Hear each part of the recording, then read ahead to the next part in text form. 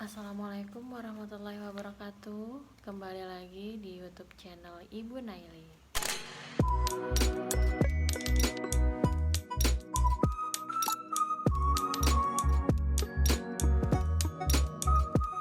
Senang sekali hari ini Ibu kembali bisa menyapa kalian semua, dan Ibu akan menjelaskan materi seni budaya kelas 10 bab 3 yang berjudul Karya Seni Tari Tradisional. Indonesia mempunyai beragam kesenian yang tersebar di seluruh daerah. Salah satu seni yang sangat beragam adalah tari-tarian tradisional yang berasal dari berbagai daerah kepulauan di Indonesia, mulai dari Sabang sampai Merauke. Tari-tari tradisional ini menjadi salah satu warisan budaya yang dikenal oleh orang dari berbagai negeri. Lewat tarian tradisional, masyarakat dapat berinteraksi, bergaul, dan berkomunikasi dengan orang lain. Selain menjadi sarana hiburan masyarakat, tari tradisional biasanya menjadi ciri khas pertunjukan pada upacara adat ataupun peristiwa penting. Nah, dalam bab ini akan dijelaskan mengenai hal-hal yang berkaitan dengan ragam gerak tari tradisional. Oke, langsung saja kita mulai pembahasan kita. Yang pertama yaitu karya seni tari tradisi. Tari termasuk salah satu cabang seni. Tari merupakan gerak ritmis yang indah diiringi musik dan membentuk kesatuan sehingga dapat tersirat makna yang dikandungnya. Elemen dasar dari tari adalah tubuh manusia. Tari pada kenyataan sesungguhnya merupakan penampilan gerak tubuh. Seni tari adalah seni yang menggunakan gerakan tubuh secara berirama yang dilakukan di tempat dan waktu tertentu untuk keperluan mengungkapkan perasaan, maksud, dan pikiran. Jenis tari berdasarkan artistik atau konsep garapannya, maka tari terbagi menjadi 3 bagian. Yang pertama, tari primitif. Sesuai dengan namanya, primitif, yang berarti tarian ini berasal dari daerah pedalaman Indonesia yang menganut kepercayaan animisme dan dinamisme. Tarian ini lebih menekankan pada proses pemujaan terhadap roh leluhur. Yang kedua adalah tari rakyat. Tari tradisional rakyat adalah tari yang tumbuh dan berkembang di lingkungan rakyat biasa yang tinggal atau hidupnya di luar istana atau keraton dan sudah mengalami perjalanan sejarah yang lama. Tari ini berorientasi pada koreografi yang berkembang di masyarakat. Oleh sebab itu, gerakannya cenderung mudah ditarikan. Iringan musik dan busana yang dikenakan pada tari ini relatif sederhana. Tari tradisi kerakyatan sering ditarikan pada saat perayaan sebagai tari pergaulan, hingga akhirnya tarian ini menjadi milik masyarakat sebagai warisan budaya yang sudah ada. Yang ketiga, tari klasik. Tari klasik adalah tari yang berkembang di kalangan kerajaan-kerajaan yang ada di Indonesia seperti di keraton. Puncak perkembangan tari klasik di Indonesia yaitu pada masa kerajaan.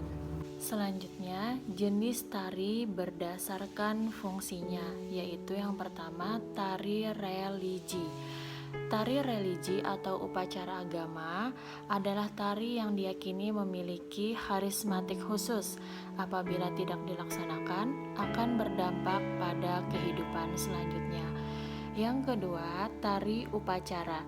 Tari upacara merupakan bagian tradisi yang ada dalam suatu kehidupan masyarakat yang sifatnya turun-temurun dari generasi ke generasi dan berfungsi sebagai ritual. Yang ketiga, tari pergaulan. Tari pergaulan mengisyaratkan hubungan antar muda-mudi.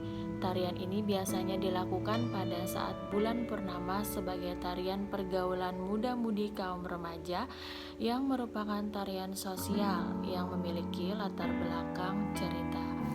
Yang keempat, tari hiburan. Tari hiburan memiliki banyak variasi sehingga tidak menjenuhkan dan menjenuhkan.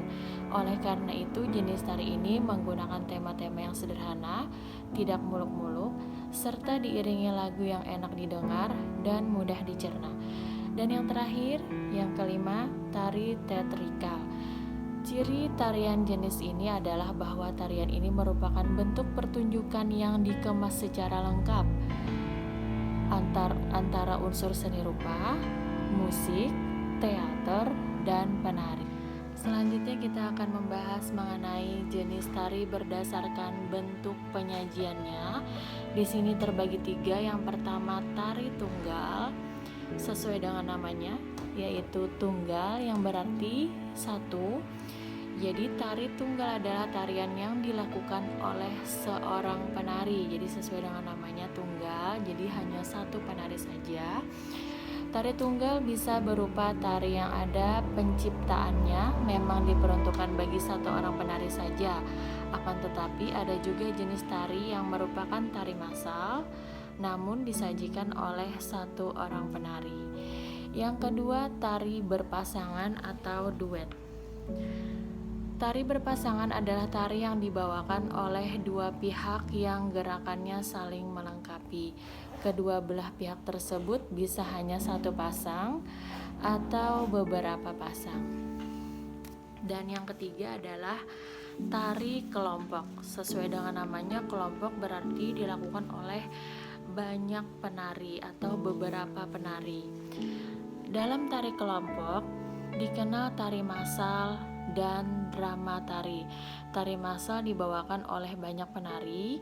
Gerakan setiap penari tidak saling berkaitan dan tidak saling melengkapi satu sama lain.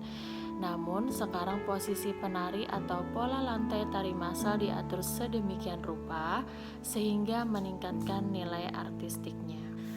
Oke, pembahasan selanjutnya adalah unsur dalam seni tari tradisional. Keunikan dari pertunjukan karya tari tradisi dapat dilihat dari unsur-unsurnya. Berikut unsur-unsur dalam seni tradisional, yaitu yang pertama, gerak.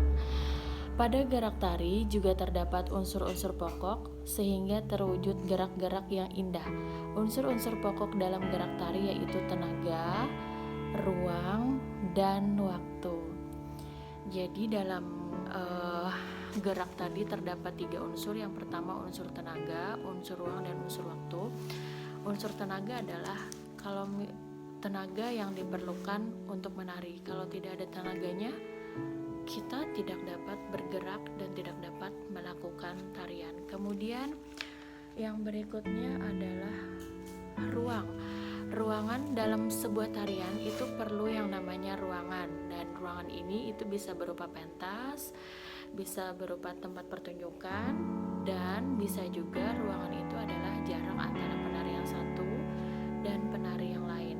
Dan yang ketiga adalah waktu. Nah, waktu ini juga sangat diperlukan untuk penari, dan yang dimaksud dengan waktu adalah misalkan seorang penari itu berapa lamanya harus menyelesaikan sebuah tarian atau sebuah gerakan. Misalnya seorang penari ada melakukan tarian dari belakang ke arah depan. Nah, berapa tempo yang harus ia selesaikan dalam sebuah tarian? Berapa waktunya yang harus ia selesaikan dari berlari dari belakang sampai ke depan? Nah, itulah yang dimaksud waktu dalam unsur-unsur gerak tadi. Yang kedua adalah iringan. Musik iringan tari merupakan musik yang sebagai pengiring dari sebuah tarian. Tari gaya tradisional selain dicirikan melalui keunikan gerak, dapat juga dicirikan dari iringan. Setiap tari berbeda-beda iringan yang digunakan sesuai dengan tema dan judul tari. Iringan dengan musik instrumen tradisional sering digunakan pada tari. Yang ketiga adalah ekspresi. Ekspresi dalam tari merupakan daya ungkap melalui tubuh ke dalam aktivitas pengalaman seseorang yang selanjutnya dikomunikasikan kepada penonton atau pengamat menjadi bentuk gerakan jiwa, kehendak, dan emosi atas penghayatan tarian yang dilakukan.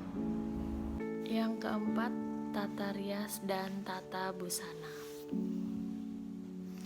Tata rias membantu menentukan watak tari dan untuk memperkuat ekspresi.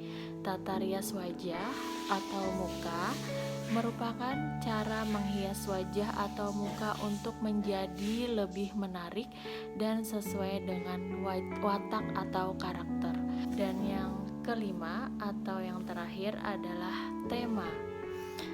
Pada mulanya, orang menari bukan semata-mata untuk ditonton, namun dalam perkembangan, tari sengaja disusun untuk dipertontonkan.